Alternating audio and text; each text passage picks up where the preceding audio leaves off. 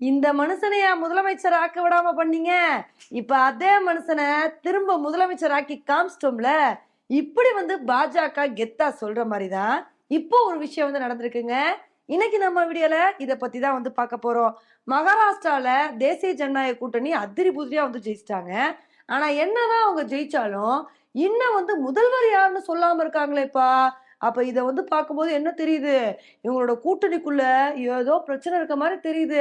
போற போக்க பார்த்தா திரும்ப ஏக்நாத் சிண்டே தான் மகாராஷ்டிராவோட முதல்வர் ஆக போறாருன்னு நிறைய இடத்துல நியூஸ் வந்துட்டு இருந்துச்சு. ஆனா இப்படி இருக்கும்போது இப்ப பாஜக என்ன சொல்லியிருக்காங்க அப்படின்னா, மகாராஷ்டிராவோட அடுத்த முதல்வர் தேவேந்திர பட்னவிஸ் தான் அப்படின்னு இத அதிகாரப்பூர்வமா அறிவிச்சிட்டாங்க. இப்ப தேவேந்திர பட்னவிஸ் நாளைக்கு முதலமைச்சரா பதவியேற்க போறாரு. இப்ப இந்த ஒரு விஷயத்துக்கு தான் பாஜகவோட ஆதரவாளர்கள் பயங்கரமா கருத்துக்களை பதிவு பண்ணிட்டு வந்துட்டு இருக்காங்க. பாத்தீங்களா, வாழ்க்கை ஒரு வட்டம்பா. 2019ல இவருக்கு எதிரா என்ன மாதிரி சோதனைகள்லாம் பண்ணீங்க. ஆனா பாருங்க, இப்ப இதெல்லாம் தாண்டி திரும்ப இவர் முதலமைச்சராய் காமிச்சிருக்காரு. 2019ல என்ன ஆச்சு அப்படின்னா, தேசிய ஜனநாயக கூட்டணி நினைச்ச மாதிரி மெஜாரிட்டியோட வின் பண்ணிட்டாங்க. அப்ப தேவேந்திர பட்னவிஸும் முதல்வரா பொறுப்பேற்றுட்டாரு. ஆனா வெறும் 5 நாள் மட்டும்தாங்க அவர் முதல்வரா வந்திருந்தாரு. அதுக்கப்புறம் சிவசேனா கட்சி என்ன சொல்ல ஆரம்பிச்சிட்டாங்கன்னா, நாங்க தான் முதல்வரா இருப்போம், அப்படி இல்லைன்னா நாங்க வேற கட்சிக்கு தாவிடுவோம் அப்படின்னு வெறும் 63 சீட்ஸை வின் பண்ண சிவசேனா கட்சி காங்கிரஸ் கூட சேர்ந்துட்டாங்க. அதனால அதுக்கப்புறம் மகாராஷ்டிராவோட முதல்வரா உத்தவ் தாக்கரே தாங்க வந்திருந்தாரு. ஆனா அவர்னால தொடர்ந்து முதல்வரா கண்டினியூ பண்ண முடியல. ஏன்னா அவரோட சொந்த கட்சிக்குள்ளேயே பிளவுகள் ஏற்பட ஆரம்பிச்சிருச்சு.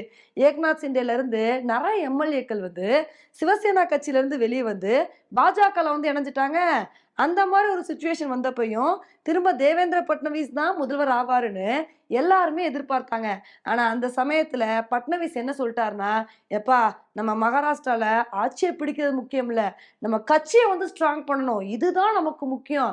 அதனால இந்த சமயத்துல நம்ம ஏக்நாத் சிண்டேவை தான் முதல்வர் ஆக்கணும் அப்படின்னு ஏக்நாத் சிண்டே முதல்வர் ஆக்கினாங்க. பாஜகவோட அந்த நகர்வு எல்லாத்துக்குமே மிகப்பெரிய ஆச்சரியத்தை ஏற்படுத்துச்சு.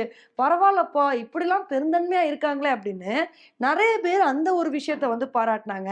ஆனா இப்பதாங்க புரியுது, பாஜக சின்ன மீனை போட்டு பெரிய மீன் எடுக்கிறதுக்கு பிளான் பண்ணிருக்காங்கன்னு. ஏன்னா அதுக்கப்புறம் கட்சியை கொஞ்சம் கொஞ்சமா ஸ்ட்ராங் பண்ணி இப்ப இந்த தேர்தல்ல மிகப்பெரிய லெவல்ல தேசிய ஜனநாயக கூட்டணி வின் பண்ணிருக்காங்க. இப்போ போய் ஏக்நாத் சிண்டே இருந்துகிட்டு பாஜக கிட்ட கேட்க முடியாது, நான் தான் முதல்வர் ஆகணும்னு. ஏன்னா அவங்களுக்கு மெஜாரிட்டியை விட ஒரு 11 சீட்ஸ் தான் கம்மியா இருக்கு. ஸோ இப்படி இருக்கும்போது அந்த மாதிரி கேட்கறதும் ஏக்நாத் சிண்டேக்கு நல்லா இருக்காதுன்னு தெரியும். இதனாலதான் நாங்க தான் முதல்வர் ஆவோம் அப்படின்னு தேவேந்திர பட்னவிஸை முதல்வர் ஆக்கியிருக்காங்க. உண்மையிலே இந்த ஒரு விஷயத்துல தேவேந்திர பட்னவிஸ் அவர்களை பாராட்டே ஆனுங்க. ஏன்னா 2019லயும் அவர் தான் முதல்வர் ஆக வேண்டியது, மக்கள் தீர்ப்பும் அதான் வந்திருந்துச்சு. ஆனா அந்த ஒரு சமயத்துல சிவசேனா தேவையில்லாம குட்டையை குழப்பினாலதான் அப்ப இது மாதிரி பிரச்சனைகள் ஆயிடுச்சு. ஆனா அதுக்கப்புறம் திரும்ப அவருக்கு முதல்வராக வாய்ப்பு கிடைச்சப்ப கூட அவர் என்ன நினைச்சிட்டாரு, இல்ல இப்ப நமக்கு நம்ம ஆட்சியை பிடிக்கிறது முக்கியம் இல்ல, நம்ம கட்சியை ஸ்ட்ராங் பண்றதுதான் முக்கியம்னு அவ்வளவு தூரம் பொறுமையா இருந்து இப்ப கட்சியை இவ்வளவு தூரம் வலுப்படுத்தி திரும்ப இந்த இடத்துல முதல்வர் ஆயிருக்காரு. பாத்தீங்களா, உண்மையிலே இதுதாங்க பெரிய விஷயம். இவரோட பொறுமையை தான் பாராட்டணும். இவர் நினைச்சிருந்தா நான் முதலமைச்சர் ஆறதுதான் முக்கியம் அப்படின்னு ஈஸியா டெசிஷன் எடுத்துட்டு போயிருக்கலாம். ஆனா அந்த மாதிரி டெசிஷன் எடுத்திருந்தாங்க அப்படின்னா இன்னைக்கு பாஜகனால இவ்வளோ பெரிய ஒரு வெற்றியை அடைஞ்சிருக்க முடியாது. இப்ப இதனாலதான் பட்னவிஸ எல்லாருமே பாராட்டிட்டு வந்துட்டு இருக்காங்க. இதே மாதிரி இவர் ஒரு நல்ல தலைவரா இருந்தார் அப்படின்னா கண்டிப்பா ஃபியூச்சர்ல இவரை பிஎம் கேண்டிடேட்டா கூட முன்னிறுத்த வாய்ப்பு இருக்கு. ஓகே ஃப்ரெண்ட்ஸ், பட்னவிஸோட இந்த வெற்றியை பத்தி நீங்க என்ன நினைக்கிறீங்க அப்படின்றத என்னோட கமெண்ட் செக்ஷன்ல போடுங்க. இதே மாதிரி இன்னொரு வீடியோல உங்களை மீட் பண்றேன். Bye friends.